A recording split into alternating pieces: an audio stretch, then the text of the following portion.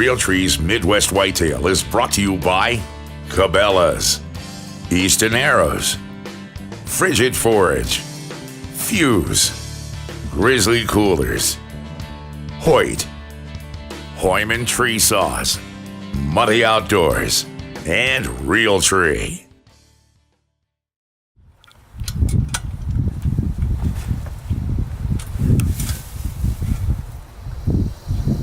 Well, it's the afternoon of October 15th, and Mike and I are ready to go for the night. It's about as perfect of a day as you can ask for mid-October. At close to a 20-degree temperature drop between yesterday and today, high pressure day today. Came to a little secluded clover plot. It's a transition plot as the deer kind of work their way out of the bedding and out to the big ag fields to the south of us at night. The biggest problem with this plot that I've run into, I've hunted it a couple times, and both times I've got busted by deer upwind. So something about, Mike and I were just kind of chatting about it, something about this ditch behind us, or just some way the wind rolls around. Once it gets past us, it kind of goes back upwind. And there's one spot at the top of the hill in this plot that the deer always seem to bust us. So I'm hunting it with a little more west in the wind tonight. But still, it's gonna have to take some major luck to pull something off tonight. But at least wanted to try it, and before I cross this stand off the list. The deer we're specifically after tonight is this deer I've been calling Reggie. He's been very active in this area. In fact, I think maybe 3 or 4 mornings ago, he was in this plot in daylight, or just outside the plot in daylight. But I've had him a number of times since probably September in this spot, so I know he's bedded around here somewhere, and he's the primary target tonight. So we'll see. The weather's perfect. Let's just hope the wind cooperates long enough to hopefully get a shot.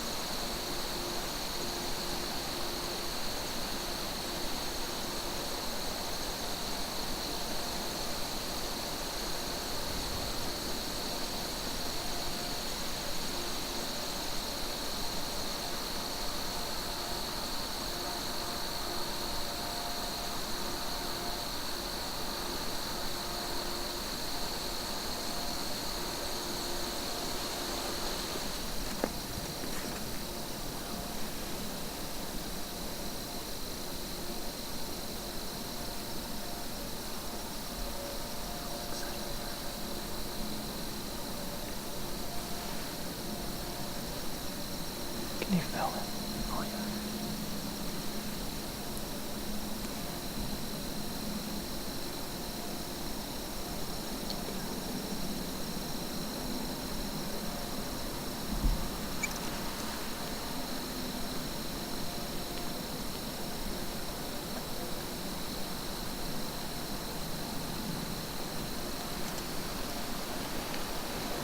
He keeps walking, I might run him.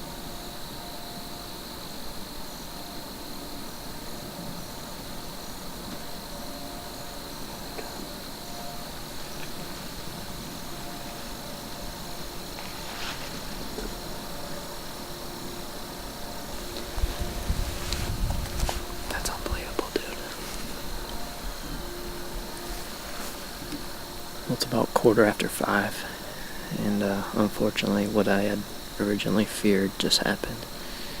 Reggie stepped out the top of the food plot. There was 2 other bucks, and I don't know which one got our wind.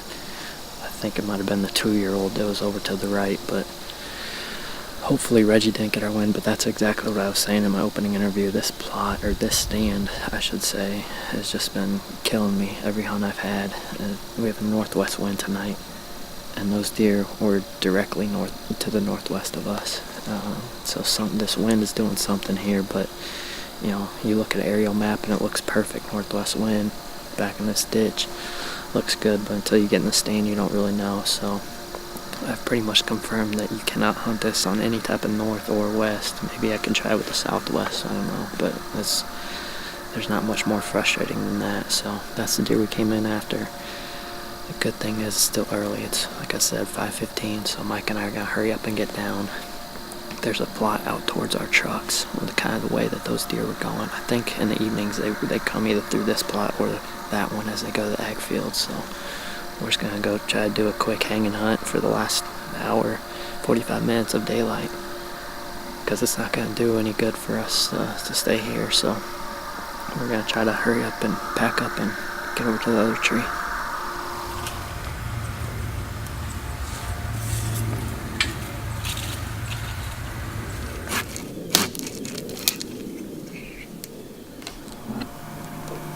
Well, it's 6:10, and we're set up in the new tree. Made pretty good time. Hopefully we did it clean enough. You know, it was one of those deals where I think our chances were basically slim to none of staying in that tree. We're probably going to do more damage staying in that tree, and is either go home or hang a stand right here. We're literally 30 yards from our truck, so this is a nice safe stand. And I mean, I've had pictures of them in this plot too, so there's a chance that they just come work their way this way as long as they kind of settle down quick enough. Obviously, our hope is that Reggie wasn't the one that got our wind. It was the young buck, and Reggie doesn't know what's going on. So hopefully they come out, but if nothing else, I think it's good to kind of get set up in this stand. I think this could be a potentially a good spot later on this season. So got about 40 minutes left. Who knows? We'll see what happens.